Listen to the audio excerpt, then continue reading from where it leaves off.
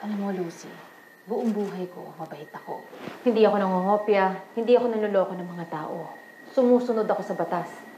Kaya, yung pagpapakabait na yan, hindi yan para sa akin. Alam mo, ang umaasenso, yung mga swapang, yung mga manloloko, at saka yung mga ganid. Kaya nung nagkasakit si nanay, sabi ko sa sarili ko, tama na yung pagpapakabait. Alam mo, madaling magpakabait pag mayaman ka na.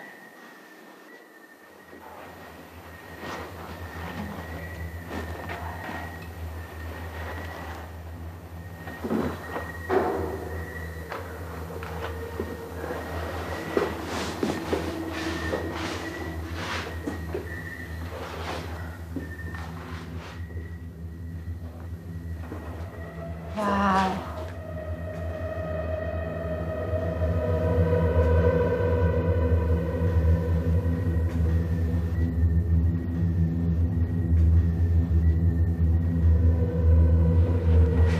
Pero mo naman cellphone mo.